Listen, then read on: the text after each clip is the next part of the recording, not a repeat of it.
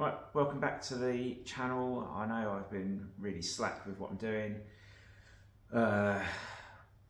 Projects wise, we've really made, well, I say projects wise, my own personal projects wise, I should say, we've not really made any impact. So the stuff that you would have been on the channel to see, there hasn't really been any projects.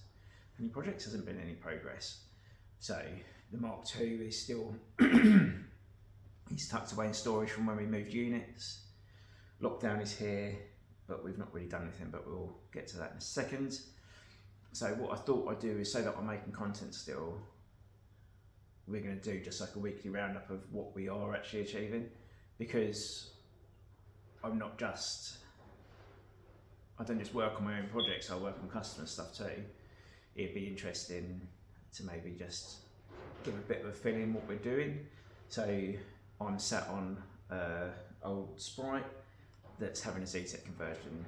We've been given the job of trying to reinforce the floors on it and structure where it had quite a lot cut out quite badly, and we're now trying to piece it back together again and give it, just a bit more structure. You think it's going to be running probably 3-4 times the original power that the car had. So we're beefing up the floor with some hand fabricated chassis rails, some seat cross members, and we're just trying to tie the whole body together to stop it from trying to pull itself apart essentially.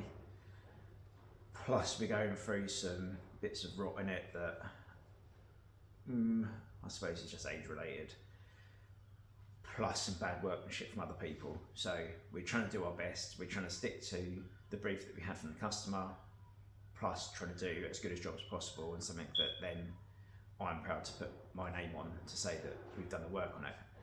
So this week has been not the most on this so far. This is Sunday morning, so this will be one of my main times to work. We've got part of the chassis rail welded in. Did we finish up this week? We're at the end of January and I'm just like, I don't know what I'm doing actually. The weeks and days seem to blur in together. So we've done bits and pieces on the chassis rail, and we've welded in 2 rear seat cross members. We put one in because we needed to figure out where the seat was going to go in regards to where the gearbox mount was going to go. This is running obviously a Z-Tech engine, but with a Type 9 gearbox on it. So we're going to have to fabricate up a little lower gearbox mount as well for it. So we needed to get the seats positioned, the strengthening the floors positioned, and the cross member positioned, so that those things weren't going to cross into each other.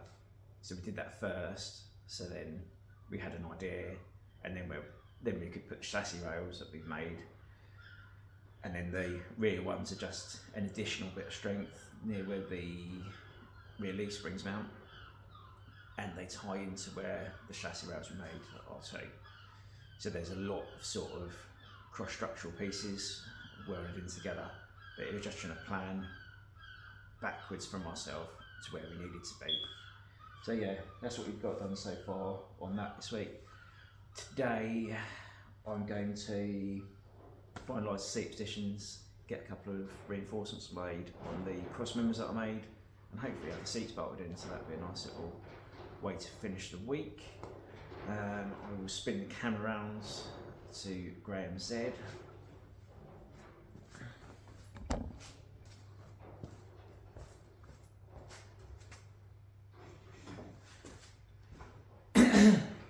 Righty, Graham Z. So this is his Z3 track car. He had a ZM that was like more of a show style car, and it was quite expensive and too much money to really warrant crashing. So he's built this up over time. We've done loads of work on it over the years, but it's in now for a set of gas coilovers. So it's now running gas coilovers front and rear. This week we have, well, so far this week, we've swapped the front over, we swapped the front wheel bearings over, and we've changed the discs on it. We're sort of chasing a bit of a mystery wobble. We've been through a lot of stuff in the suspension now, and we're just trying to gradually go through jobs, but I'm trying to do it methodically because there's no real obvious reason for the issues that we've been having. So we don't just want to throw a ton at it in one go and then be like, it's fixed, but what was that? So then if we do have a reoccurring issue, we can't chase it up. So yeah, we got the front end done yesterday, me and Georgie boy, and now today I've got to get the rears in, but touch wood, the rears aren't going to be too bad to do. It's going from a separate shock and spring setup to a all-in-one coil, like conventional coilover style. So yeah, that's what we've got to do this afternoon. Well, I'll probably get this done before I get back onto the Sprite. We've also got to change a brake flexi hose on the front here as well, so little bits and pieces to do. I noticed when I was putting it apart to do the front end that one of the Goodrich hoses on it was a bit tweaked, we'll say, so we're going to replace that as well, just for good practice. So yeah, that's what that's been in for this week. We do have like a list of things to do, but it comes to us, goes back, comes to us, goes back.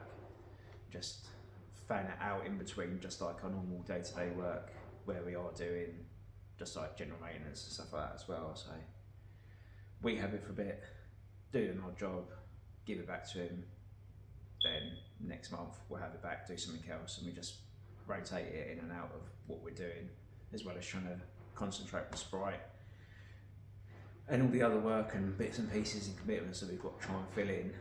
So yeah, that's what we're doing at the moment. So gas gold coilovers, I think it would be a nice upgrade from, I can't remember what the brand is.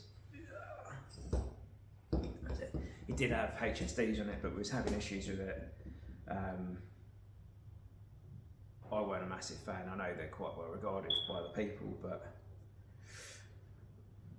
on his M we had some issues, and then the aftercare was poor.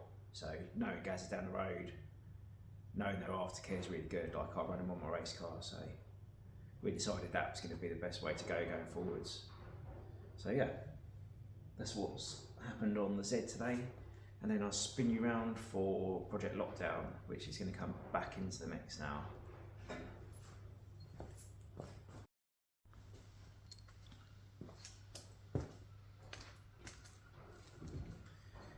So, last but not least, is it the last job I've done?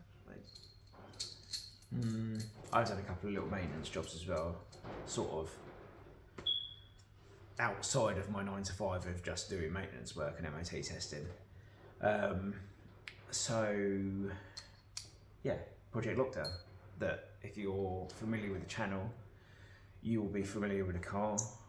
It's my rear-engined Fiesta. If you're not, go and have a look at some of the other videos. You can see some of the work that we've done to put this together. It's been sort of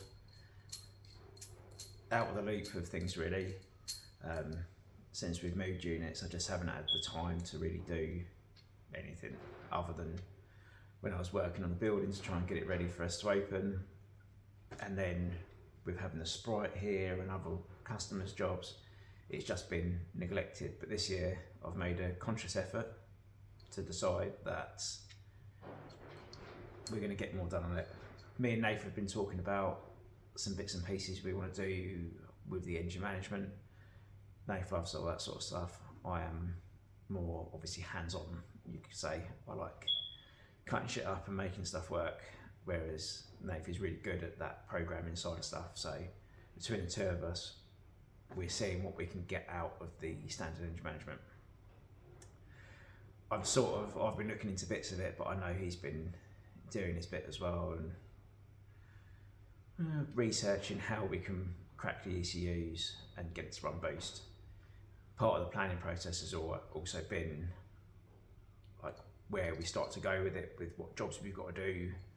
So I was going to get it running actually aspirated first, but after sitting on the sofa yesterday afternoon and having a little think, I think we are just going to bang a turbo straight on it, and me and Nath will just make it work straight away. I've got the problem that if I was to run it naturally aspirated first, I would then have to make an exhaust system for it, which I could ultimately change. I know it wouldn't be the end of the world. But do I want to have the grief of then having to go back through and remake it? I'm working pretty much 7 days a week at the moment anyway, and working till 11, 12 o'clock at night, some nights during the week. Do I want to do something that then I've got to redo when I have such limited time? And I'm like, realistically, no, that probably ain't the smartest idea, is it? I know as a phased process it probably makes sense, but the big scheme of things, we could run it how we intended to with the turbo there but not mapped, so I don't think it's going to make much issues. It's not going to make much difference from a ECU side of things to just get the turbo in, get it running, and then we can develop the turbo side of stuff later, like software side of things, not mechanical, boost pipes, charge coolers, all that sort of jazz. So yeah, I think that's where we are with this. We're in a sort of a planning, assessing, looking at parts, looking at getting some stuff ordered. I did want to make a really cool funky manifold, like a Sidewinder style, that put the turbo up in the rear quarter and all that jazz, but I think we're just going to go with a Mazda style log manifold just to get it running and go through that phase one where we can only run low boost. We'll just, I think it's just going to be more efficient, time-wise efficient, just to go through that process until we've got a built engine and we can really start throwing some boost at it and making some, like, I say proper power, like 300 brake from the stock bottom end is still proper power, but I mean up in the 400s, I think we'll save that side of things for then when we can be in the 20s sort of PSI range. So yeah, that's where we are from the pounds. So it's the pound roundup. Hope you enjoy it. Hopefully we can do this once a week and start to really get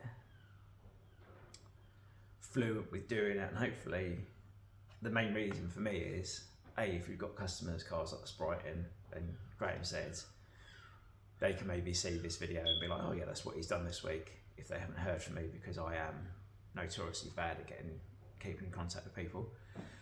And B, it will maybe keep me a bit true to myself as well, because I'll be doing videos on what I've done for other people, but when I haven't done anything for myself, maybe it'll make me a bit more accountable to myself. So yeah, that's it for this week. I hope you enjoy this style. Hopefully we can maybe make it run a little bit smoother and we can show a bit more, and hopefully I'll try and film little bits and pieces that I can then chop into these rather than it just be me sat here jabbering. But yeah, see you next week. Take it easy.